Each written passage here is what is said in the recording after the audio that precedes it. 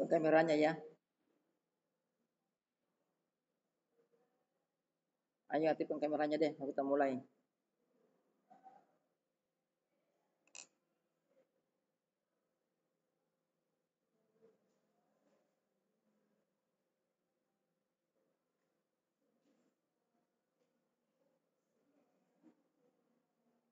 Ayo aktifkan kameranya. Kalau tidak aktif kameranya, saya tidak mau mulai ini.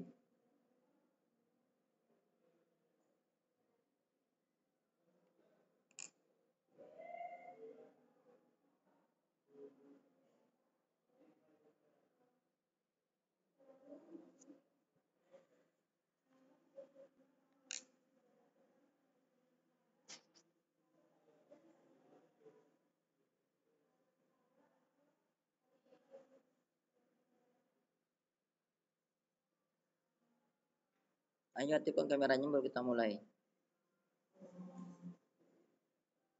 Halo? Halo?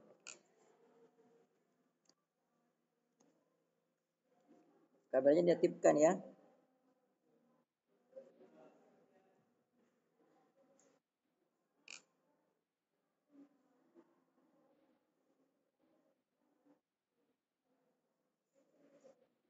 Halo? Halo? Kameranya diaktifkan.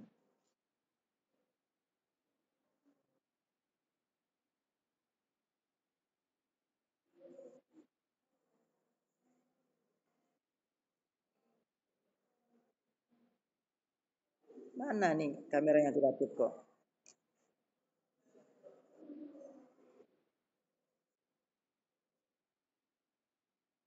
Ayo, aktifkan kameranya.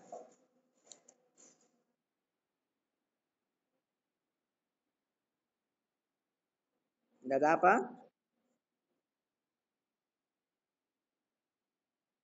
Kurang jelas.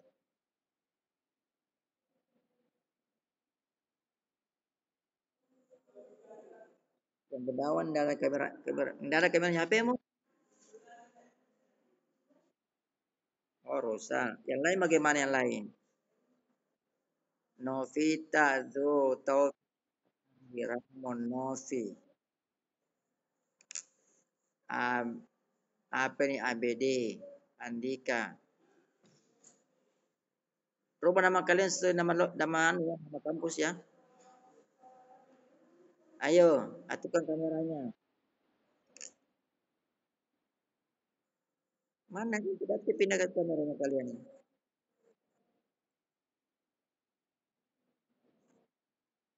Salsamila.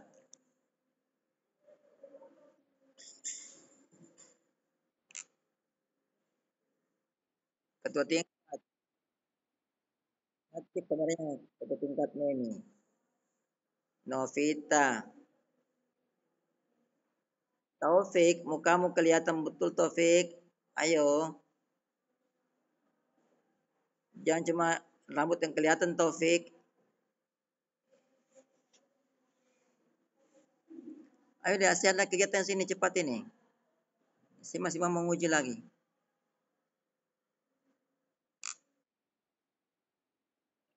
Ya. Taufik, aktifkan kamera tak?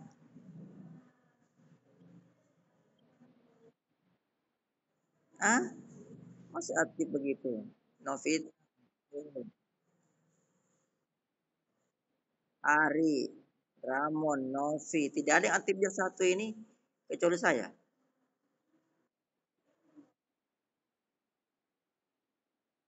Iya, Ari.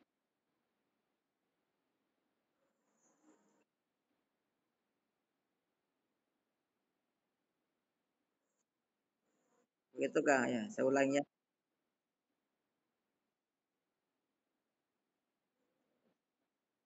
Oke, saya ulangi ya.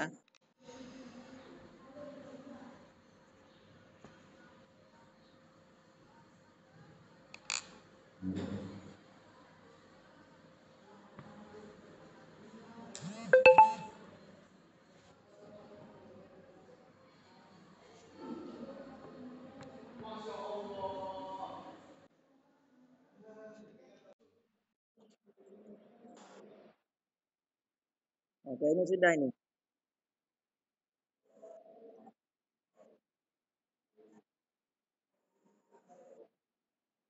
Mila, siapa ini ATP ini? Delda. Ayo,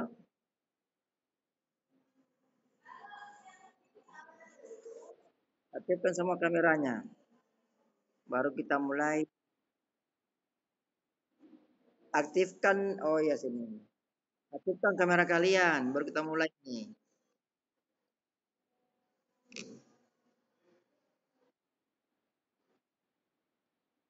Saya sudah tip di HP saya tidak muncul muka kalian. Andika, mana Andika? Oh, enggak ada orang Andika ini. Salsa, salsa enggak ada juga. Esra, Nelly. Tidak ada orangnya ini karena tidak menyahut.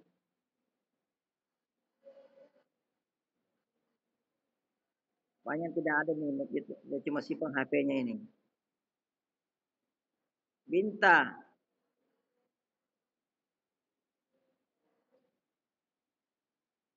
aktifkan kameramu.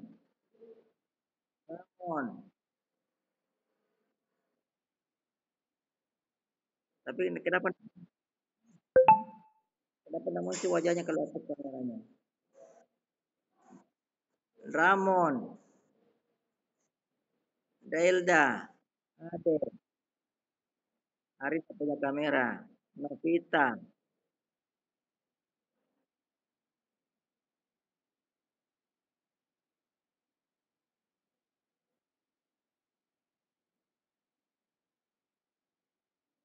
bagus kok jaringan di sini. Jaringan saya bagus ini, full. Jaringan saya bagus ini. Zul, mana Zul? Meli, Aldi,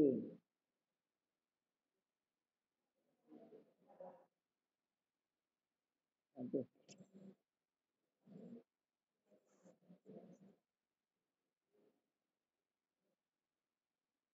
mana Nur? Tidak ada. Mila, tidak ada. Marlia, Meli,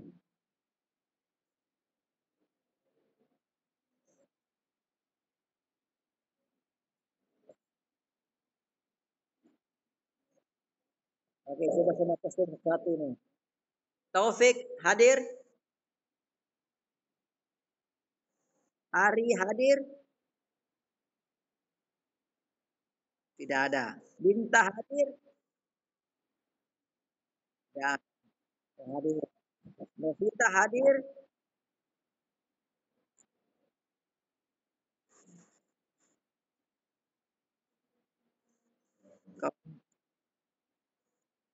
Andi hadir, Andi siapa? Reski hadir, Elsa hadir, tidak hadir. Ya, bisa sebut namanya. Terus nama kalian ya. Zul hadir tidak? Zul. Nur hadir.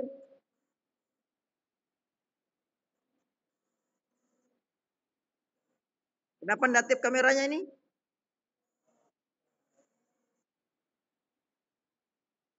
Kenapa tidak ada aktif kameranya ini?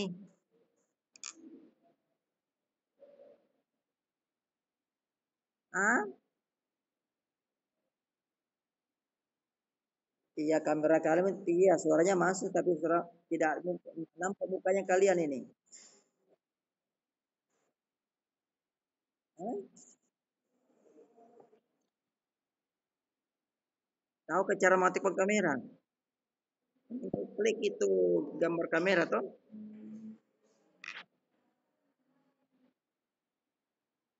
Nah, sudah aktif semua kameranya, tapi di sini tidak aktif ya.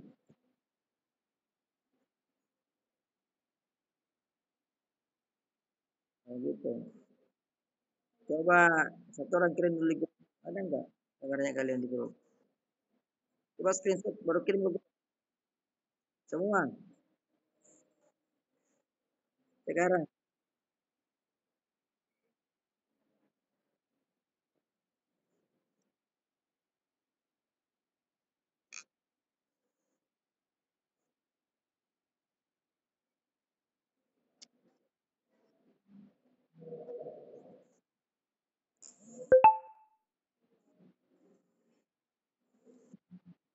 Ya, ya.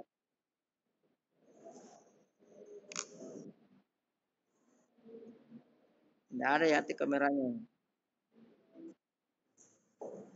Oke, kita mulai ya.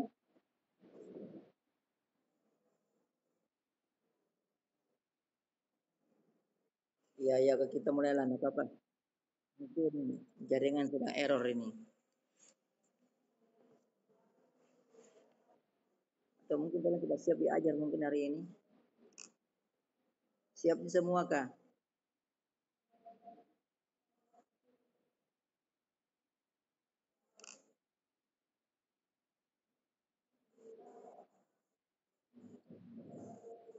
Mata kuliah apa hari ini?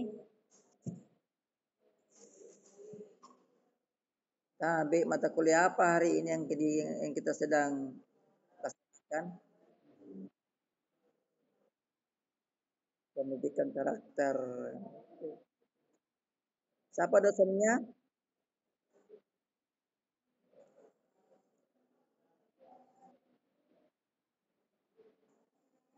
Tidak ada yang kenal yang tahu dosennya. Jadi kalian ini masuk buta-buta, tidak tahu dosennya siapa. Dosennya dari fakultas mana?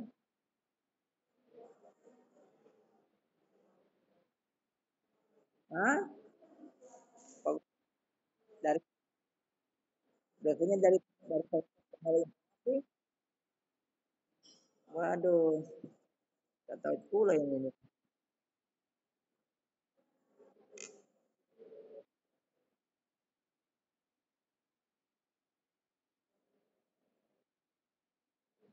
Patah-patah ya. Mungkin jaringan lagi tidak bersahabat.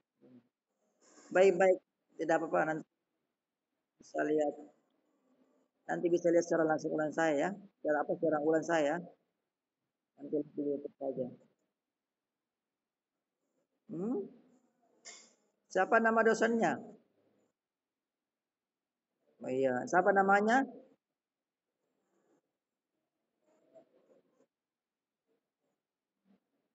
Nama. Siapa nama dosennya kalian yang sekarang ini mengajar?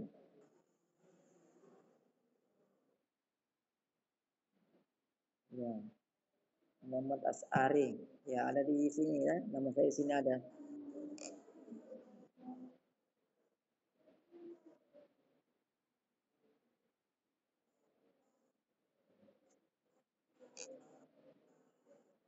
Oke, kita mulai. Bismillah, Assalamualaikum warahmatullahi wabarakatuh.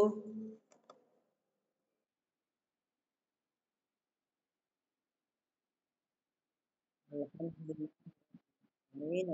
Wassalamu ala asrafil anbiya'i wal mursalin Sayyidina Muhammadin wa ala alihi wa sahbihi ajma'in amma ba'du.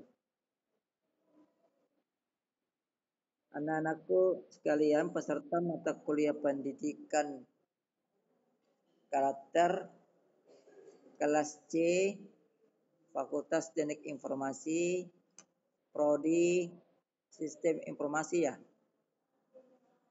Iya, ya Prodi Sistem Informasi kelas C Fakultas Teknik Informasi.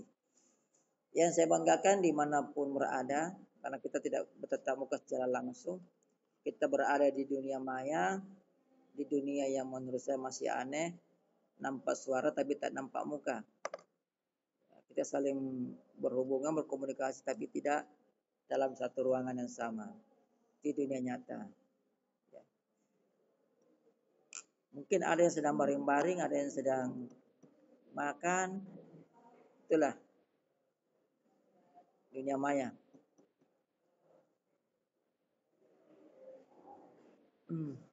Hari saya kurang bergairah ya mengajar. Nah, saya tadi tunggu-tunggu jam 9 diundang tapi belum masuk juga jam 9. Katanya kayak salah informasi nih. Salah memaknai chat saya. Memang ada satu kata yang tidak lengkap, jadi makanya ini salah makna. Tapi tak apalah, saya mengajar dulu ya. Mungkin hari ini cuma sebentar, depan baru kita full masuk. Itu ya paketing. Oh paketingnya lagi tidak ada mungkin. Kamar mandi. Saya minta kalian kalau lagi kuliah walaupun online, jangan meninggalkan tempat. Mungkin ada yang mau tanyakan, kalian segera jawab. Kalau tak tahu, bilang aja tak tahu, Pak.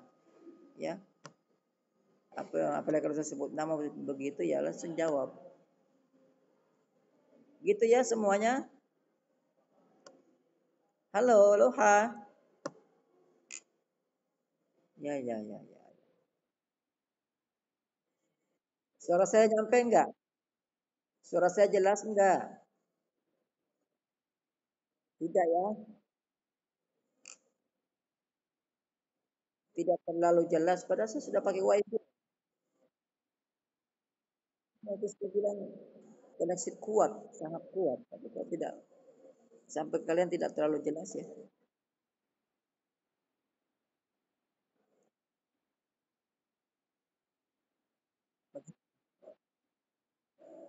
Atau mungkin kalian belum mandi kayaknya ini. Sudah mandi semua kah? Karena biasanya aku itu. Oh, sudah toh. Baik kita masuk ini materi pertama pengertian karakter. Mata kuliah ini sebenarnya mata kuliah baru bagi saya sih. Mata kuliah yang belum pernah saya dapat di S1, S2 maupun S3. Ini mata kuliah baru sekali. Belum ada bimbingannya gimana materinya dan segala-galanya. Jadi ya, kita berupaya saja. Intinya mata kuliah ini adalah membangun karakter kalian, membangun apa watak kalian, ya, membangun sifat kejiwaan kalian. Jadi, memperbaikilah. Walaupun saya yakin kalian sudah baik wataknya, tapi kita lebih memperbaiki lagi. Sekedar mengingatkan saja, sama-sama mengingatkan. Nah, kita masuk dulu pada pengertiannya karakter. Secara etimologi, karakter itu dapat diartikan sebagai tabiat atau sifat kejiwaan. Dapat pun diartikan sebagai akhlak. Kalau bahasa agamanya kita lebih senang lebih senang namanya akhlak, akhlak karimah atau akhlak yang terpuji. Atau budi pekerti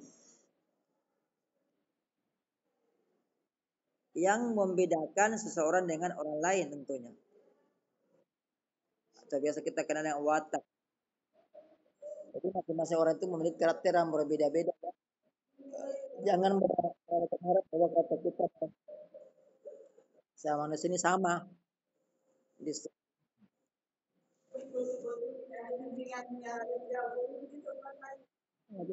Saya lagi ngajar saya.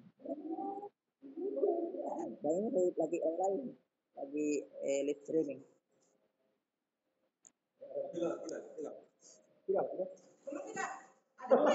Belum, belum yang tidak ada pembahasan. Jogja.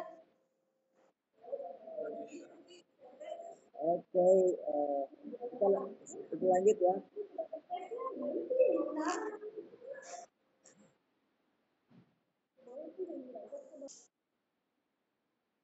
Baik kita lanjut, saya ulangi ya. Ya ini udah enaknya kuliah online ya, jadi santai-santai saja. Hari ini saya kurang berkenan mengajak kalian ya. Saya ulangi bahwa secara etimologis karakter itu dapat berarti tabiat, ya. Satu berarti sifat kejiwaan, satu berarti akhlak, budi pekerti yang menjadi pembeda antara orang lain dengan orang lainnya.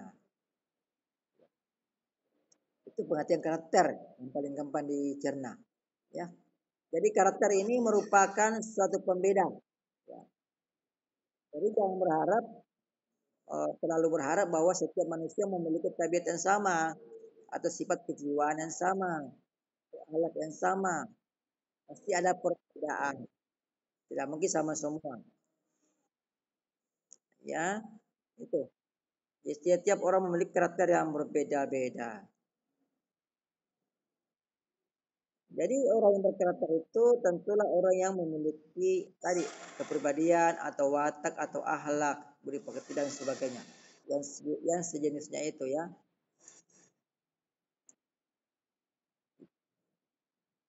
Ada pertanyaan di sini? Ada yang mau kasih sekitar saran Pak ini ke Pak manusia karakter seperti ini silakan. Itu menjadi rujukan kita itu. Silakan mungkin kalian pernah baca buku dari salah satu pengarang mungkin kalian bisa menyampaikan pengertian karakter yang diberikan oleh yang tersebut. Silakan ada yang pernah baca buku tentang ini. Bantu-bantu kita saling berbagi informasi. Ada? Belum ada ya? Iya, kalian baca-baca buku juga sebelum mengajar. Kalau bisa saya sarankan, belilah buku tentang karakter ya. Banyak itu dijual, pendidikan karakter. Baca bukunya. Jadi ketika saya mengajar, pasti sedikit banyaknya pasti akan sudah pernah kalian baca. Jadi agak gampang lagi. Halo, udah tahu nih kemana orang-orangnya. Oke lah. Nanti kalau ada yang kurang jelas, nanti kalian bisa lihat ulang di YouTube saya ya. Hari ini akan saya share ke YouTube. Nanti kalian tinggal lihat aja. Nah, itu dari pengertian karakter secara etimologi. Ya. Nah, pengertian lainnya, karakter dapat pula berarti uh, kan tadi yang pertama ya. Nah, ini pengertian kedua sekarang. Karakter adalah uh, pengetahuan tentang kebaikan. Pengetahuan tentang kebaikan. Lalu menunjukkan komitmen terhadap kebaikan tersebut. Dan terakhir endingnya ya, kebaikan tersebut benar-benar dipraktekkan atau dilakukan atau dilaksanakan. Jadi itu pengertian kedua ya tentang karakter. Nah, pengertian kedua tentang karakter ini itu sebenarnya merupakan proses terbentuknya karakter setiap manusia. Jadi dari pengertian kedua itu yang menyatakan bahwa karakter adalah pengetahuan tentang kebaikan, lalu menimbulkan komitmen terhadap kebaikan tersebut dan endingnya atau akhirnya kebaikan tersebut benar-benar dipraktekkan dalam kehidupan sehari-hari. Gitu ya anak-anakku semuanya. Halo. Iya. Jangan malas menyahut. Kalau saya tanya, lihat saja iya atau tidak Pak, iya tidak Pak ya. Agar saya ini merasa ya berada dalam ruangan yang sama dengan yang lain. Supaya saya semangat juga dalam mengajar. Ya, bagus. Kalau mau ngambil silakan ngambil ya. Mau minum kopi, kopi, teh, susu silakan bebas. Ya. Biar di ruang kelas juga kalau umpamanya saya ada waktu ke Tangga Tada, silakan. Pilih kopi, tapi kopi yang dalam cari wadah yang aman ya, yang sudah dibungkus itu, laminating itu. Boleh, kalau saya kuliah itu boleh makan minum boleh, asal jangan makan minum berat ya. Nah, jadi pengertian kedua tadi itu sebenarnya adalah pengertian yang menunjukkan tentang proses terbentuknya karakter pada setiap manusia. Dari pengertian kedua itu, anak-anakku yang saya banggakan, ini saya panggil anak ini, kalau ngomong kalian dari ngomong-ngomong kalian lahir tahun berapa? Jangan-jangan umur kita sama. Kalau Taufik dari tahun berapa Taufik? 75.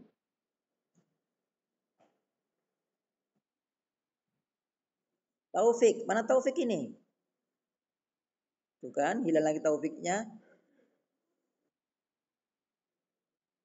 Taufik. Ya mungkin jaringan sini yang putus. Ya tidak apa-apa lah. Nanti kalian bisa lihat ulang siaran, siaran saya di YouTube nanti. Nanti akhir kuliah ini ada tugasnya loh. Jadi jangan kemana-mana karena tugasnya itu bersumber dari materi ini juga. Nanti kalian akan jawab tugasnya.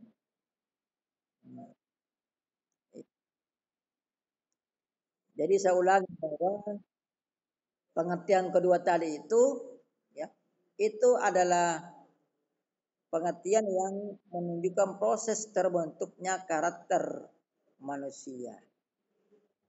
Dalam proses terbentuknya karakter manusia sebenarnya ada 3 tahap. Jadi proses itu kan bicara masalah tahap. Ya.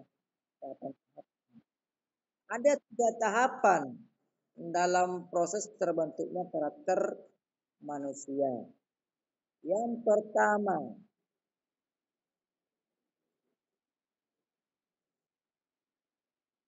wajah saya kelihatan tidak? Halo, muka saya kelihatan? Hmm, ya, ya, ya, ya. Berarti tergantung amal dan perbuatan. Jadi dalam pembentukan proses karakter manusia itu ada 3 tahap. Yang pertama kita kenal dan istilah tahap sosialisasi. Nah, kalau sosialisasi ini biasa kita kenal dengan pengenalan. Yang dimaksud dengan sosialisasi di sini adalah tahap mencari pengetahuan tentang karakter itu. Mana karakter yang baik dan mana karakter yang buruk. Jadi karakter ini sebenarnya masuk kalau kita masuk di ilmu filsafat, dia masuk sebenarnya di bagian etika. Karena etika itu bagian dari filsafat yang mempelajari tentang baik dan buruknya segala sesuatu. Ya, jadi ini bagian dari etika sebenarnya. Apa dan bagian dari filsafat. Jadi yang dimaksud dengan tahap sosialisasi adalah tahap dalam rangka mencari pengetahuan tentang karakter mana yang baik dan mana yang buruk. Selalu kita mencari. Jadi pengetahuan itu mengantarkan kita untuk mengetahui manakah yang baik dan manakah yang buruk. Kita juga harus mencari yang buruk yang mana. Bukan untuk diamalkan, tetapi untuk dihindari. Jadi pengetahuan kita tentang sesuatu yang buruk, tentang hal-hal buruk, itu bukan untuk diamalkan, tetapi untuk dihindari.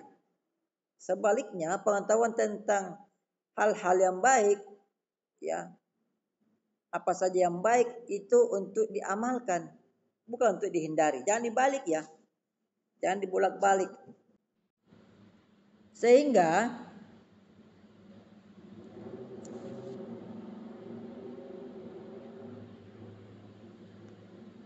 waduh, putus ini.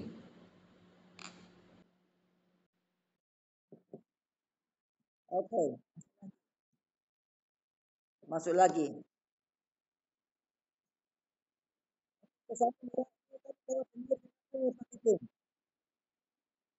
Halo Pak Keting. Saya bisa keluar sendiri, saya punya Google Meet ini.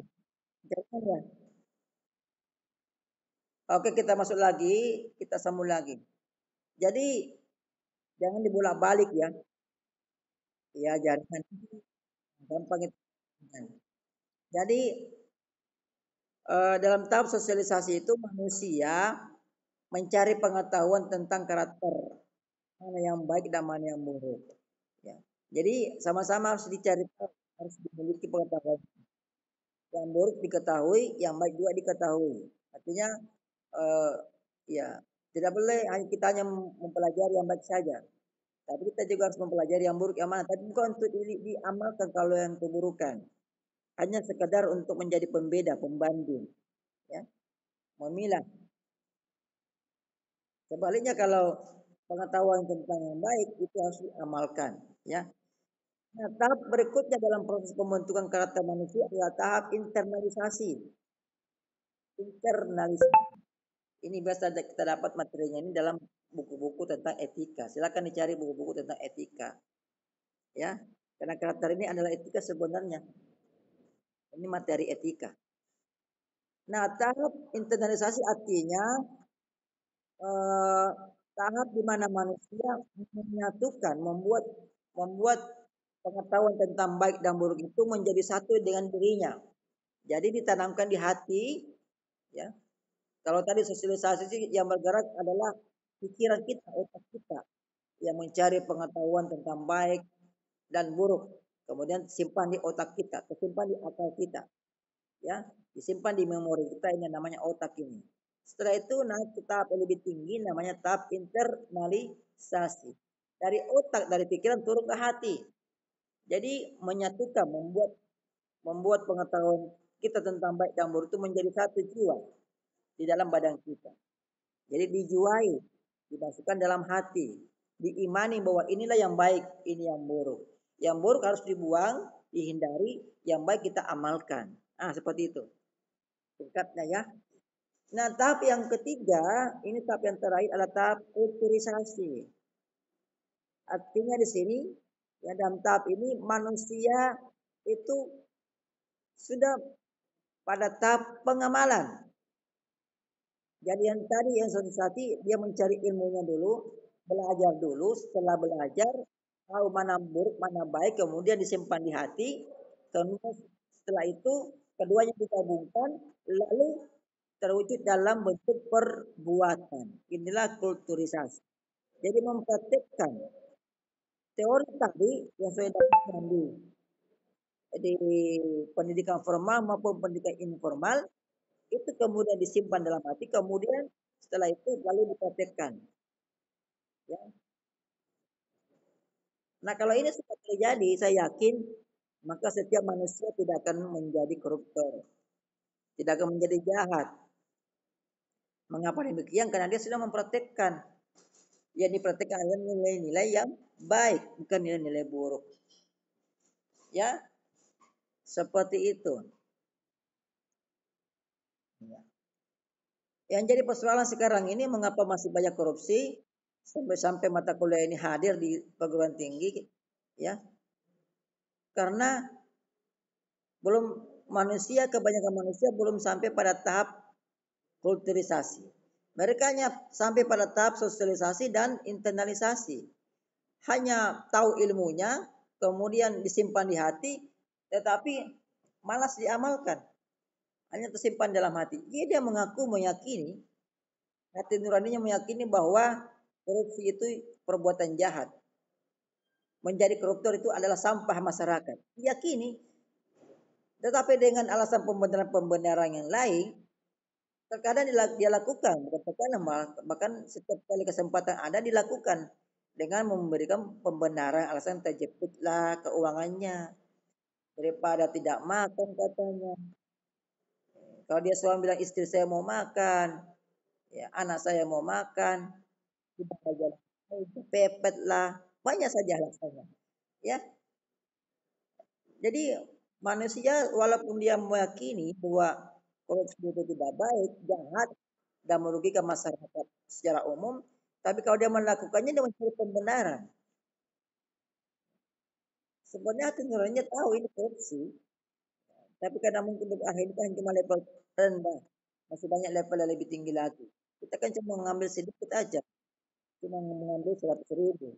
Yang lain tuh ada yang bisa 100 juta lah. Nah, jadi dia membanding-bandingkan. Padahal masalah karakter buruk, ya, baik atau buruk, banyak atau sedikit tingkatannya, jumlahnya itu tetap buruk, tidak akan menjadi baik, ya, tetap jadi buruk itu. Dicuci bagaimanapun dia tetap akan jadi buruk. Kalau Anda melakukan korupsi, tahu ya, Anda menjadi bendahara di salah satu institusi, entah itu lembaga negara maupun lembaga non negara, Anda menjadi bendahara, kemudian Anda membuat laporan palsu tentang pengeluaran, anggaran tertulis 5 juta, tapi kalian cuma belanja 1 juta, 4 juta kalian kantongi, itu tetap salah, tetap korupsi namanya. Walaupun Anda yang Anda kantong itu Anda sumbangkan sebagian ke masjid, atau Anda kalau Kristen Anda sumbangkan ke gereja atau sumbang ke wihara, tetap salah. Namanya tetap korupsi, tidak akan suci itu perbuatan kalian. Walaupun hasil korupsi itu kalian belanjakan untuk anak istri kalian, dengan alasan menafkahi anak istri, perbuatan mulia menafkahi, memang menafkahi perbuatan. Tapi sumbernya salah, maka jadilah salah. Ya. Walaupun hasil korupsi kalian pakai untuk menyantuni anak yatim, membayarkan UKT-nya orang kuliah yang yatim, tetap salah. Kalian tetap menyalahkan rakyat yang lain. Sama dengan kalian menolong menghidupkan 1 orang tapi membunuh 1.000 orang. Tetap salah. Salah. Ya. Tidak ada pembenarannya. Dengan alasan apapun. Seperti itu. Nah, itu menjadi masalah sekarang karena di proses pembentukan karakter itu terhenti di tahap terakhir. Tahap kulturisasi tidak dilaksanakan. Jadi membawa kemana-mana, setiap orang punya ilmu, punya pengetahuan tentang karakter baik dan buruk, ya. Bahkan dia sudah menjadi pemateri di mana-mana. Dia menjadi pemateri di seminar-seminar perguruan tinggi, ya, nasional maupun internasional tentang karakter. Tapi dia hanya sebatas ilmu, dia tahu, dia paham sebatas ilmu, tapi dia diyakini juga hanya itu 2 tahap itu. Tetapi begitu diberikan tugas untuk memegang anggaran, dana, ya, proyek 1M, uang yang dia belanjakan cuma 500 juta. 500 jutanya dikantongi. Kenapa? Karena di proses terakhir, di proses pembentukan karakter itu dia tidak laksanakan yang terakhir, kulturisasi. Tidak ada upaya untuk membudayakan. Jadi kulturisasi itu adalah upaya untuk membudayakan bahwa ini loh yang baik yang harus kita laksanakan. Yang buruk ini kita tinggalkan. Jadi tidak ada upaya kesana dan usaha. Karena semata-mata mencari uang. Inilah susahnya kalau setiap kehidupan kita anggap dagang. Kita anggap perdagangan. Sehingga ketika seseorang diberikan wewenang yang berhubungan dengan uang, dimainkan seperti dagang. Diberikan anggaran 1 juta, dia cuma belanja 500.000. Selebihnya dianggap keuntungan. Nah, seperti itu ya. Nah, pertanyaan siapa yang salah? Tidak ada yang salah. Yang salah adalah orang yang melakukannya. Kadang kita juga menyalahkan negara.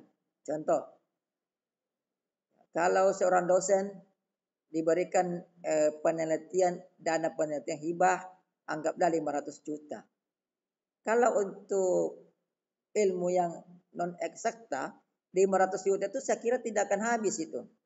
Tapi dari negara kita suruh membuat laporan harus habis. Pertanyaan siapa yang salah? Kalau saya pribadi yang salah adalah dua-duanya. Negara salah, yang meminta pun juga salah. Ya, kamu sudah tahu bahwa 500 juta tidak mungkin habis. Tapi kok kamu ambil juga, kamu jolok juga itu, dia memasukkan proposal penelitian. Harusnya kan tidak usah masukkan. Iya, karena kamu sudah tahu 500 juta tidak akan habis. Negara juga kalau sudah mengeluarkan 500 juta tidak mau juga kembali, maunya dihabiskan. Ya kan? Bahkan kalau dikembalikan malah dianggap tidak becus mengelola keuangan. Sehingga tahun depan tidak lagi mendapatkan anggaran bantuan. Nah ini dia salah dua-dua, salah negara, salah personnya. Makanya kalau ada dosen-dosen yang selalu terima dana hibah 1 M sampai 1 M, lihat dulu ya logika kita, eksakta atau non eksakta. Kalau non eksakta itu apa sih yang dibelanjakan? Misalnya ya contoh, 1 M kira-kira habis nggak itu? Tapi kan ini, karena selalu berpikir bahwa ini kita ada keuntungan, kita ini hidup ini adalah dagang, untung rugi. Kalau kita melakukan suatu pekerjaan kemudian tidak ada keuntungannya, kita akan merasa rugi. Karena dianggap dagang. Malah sebagian orang menganggap menjempol orang yang salah melakukan kegiatan, kemudian hasil kegiatan itu memberikan memberikan nilai tambah bagi penghasilannya. Orang lain kadang menjempol, padahal sebenarnya tidak usah dijempol. Itu adalah bagi saya adalah salah satu neraka yang diberikan. Ya, coba bayangkan, bayangkan kalau semua orang seperti itu. Ya, pejabat-pejabat kita misalnya di kementerian, ya. Contoh kecil di Kementerian Pendidikan saja, kementerian kita ini. Dalam ruang ini ada berapa yang beasiswa? Saya yakin deh, yang dapat beasiswa mungkin paling banyak 5 orang atau 6 orang, 7 orang, paling banyak 10 orang lah dari berapa mahasiswa ini. Dari 40 mahasiswa ini yang paling banyak mendapat ya, paling yang mendapatkan beasiswa itu dari bidik misi, beasiswa dari negara itu paling banyak 10 orang. Mengapa demikian? Apa kita tidak punya anggaran? Ada anggaran kita. Hanya karena anggaran kita terbatas, maka hanya 10 orang yang mendapatkan. Pertanyaannya, anggaran kita terbatas kenapa? Itu ya. Karena banyak korupsi. Ya, coba setiap tahun kita selalu mendengar di berita-berita itu ada lagi yang korupsi, ya, ada korupsi sampai miliaran loh. Bahkan ada yang korupsi triliunan.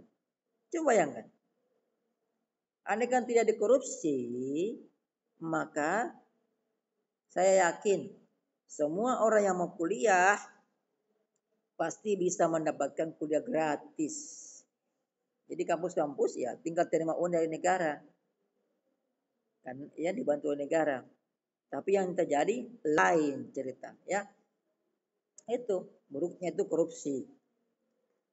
Mengapa terjadi korupsi? Karena tadi ini 3 proses pembentukan karakter ini itu terhenti di proses yang ketiga yang menjadi evaluasi terakhir dari pembentukan karakter manusia. Ada pertanyaan sebelum saya tutup? Tidak ada? Baik. Saya kasih tugas deh. Saya kasih tugas buat kalian ini. Tugasnya nanti dijawab di dalam YouTube saya, dijawab ditulis di dalam kolom komentar di YouTube saya ya, di mata kuliah ini. Sebentar ini saya akan share ke YouTube, nanti kalian jawab. Jawabannya ada dalam materi ini, ya. Nah, pertanyaan begini.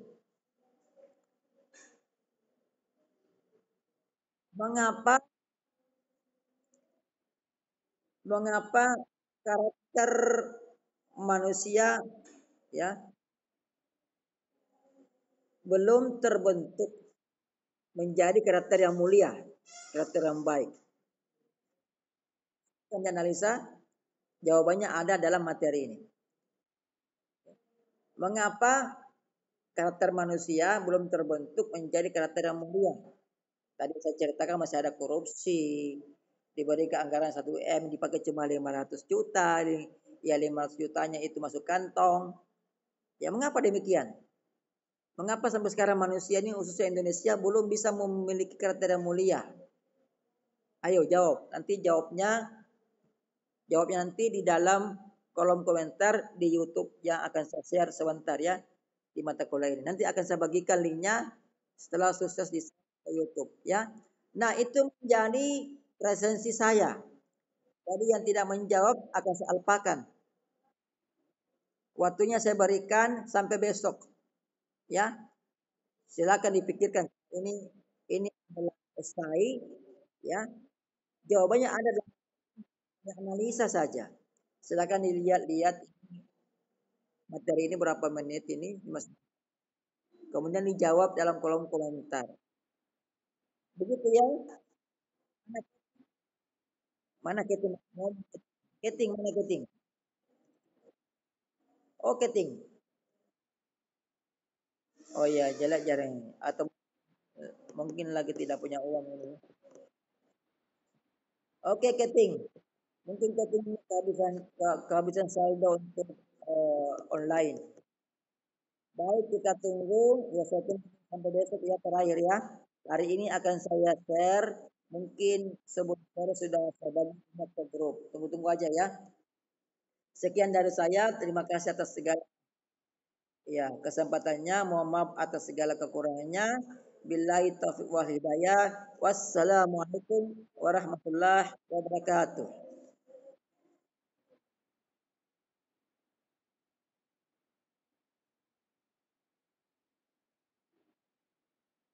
Sama-sama.